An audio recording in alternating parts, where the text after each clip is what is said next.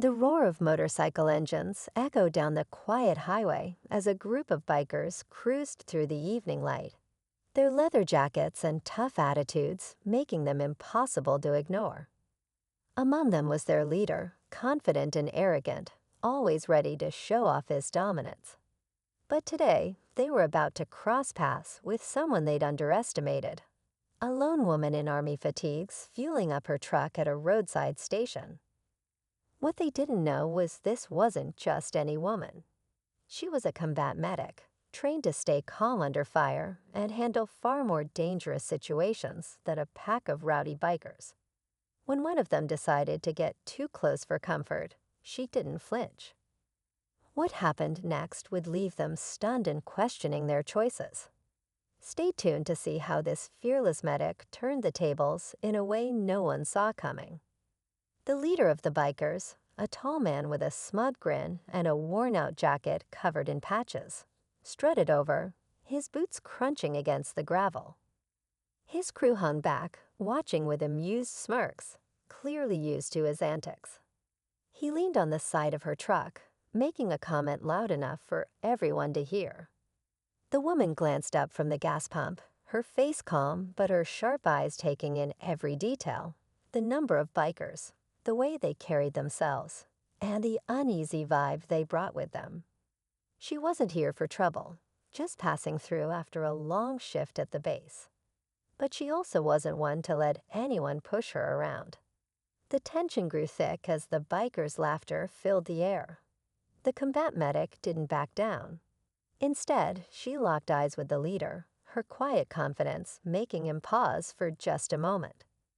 The leader's grin faltered as he tried to brush off the medic's unyielding gaze. "Relax, lady."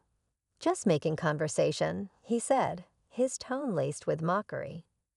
The group behind him chuckled, their voices cutting through the quiet hum of the gas station. But she didn't laugh. Instead, she calmly set the gas nozzle back into place, her movements deliberate, her body language steady.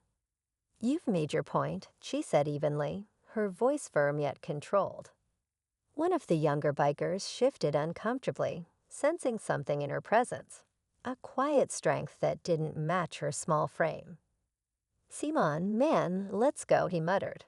But the leader ignored him, doubling down with another comment meant to provoke.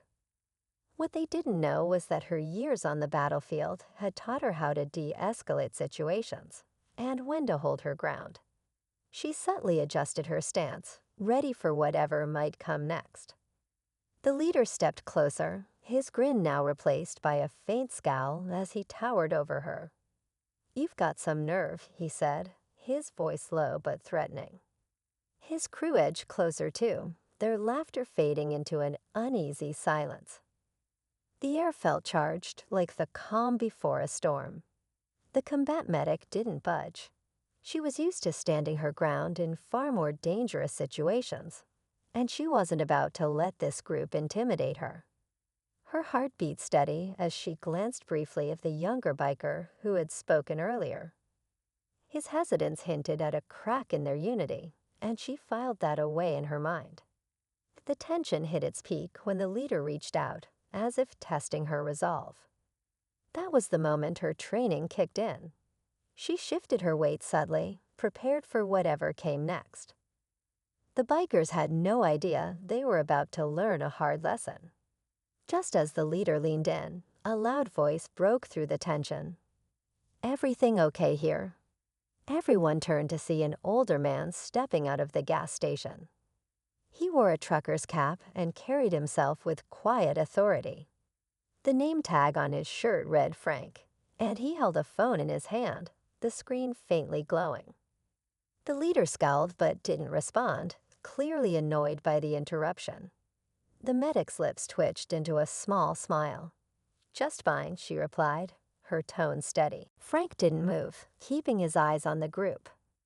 "Good to hear," he said, his voice casual but firm. "You know, cameras around here work great. Been recording since y'all pulled up." The younger biker shifted again, this time more visibly uncomfortable. "Maybe we should go," he muttered, but the leader wasn't ready to back down yet. Before anyone could move, the medic stepped forward slightly, locking eyes with the leader. "Your move," she said calmly. The bikers were starting to realize they weren't as in control as they thought. The leader hesitated, his bravado cracking under the weight of Frank's steady presence and the combat medic's unwavering gaze. His crew shifted uneasily, clearly questioning whether this standoff was worth it. Finally, he let out a sharp laugh, trying to save face. "Fine, guess we've made enough of a scene," he muttered, stepping back. The bikers began retreating to their motorcycles, but just as the leader turned, he looked back at the medic, his eyes narrowing. "You're lucky we're feeling generous," he sneered. But before he could take another step, the medic's calm voice stopped him. "Generous or smart?" she said, her tone sharp but steady.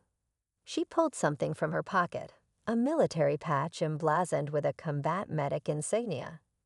"You might want to think twice next time before picking on someone who's trained to handle worse than you."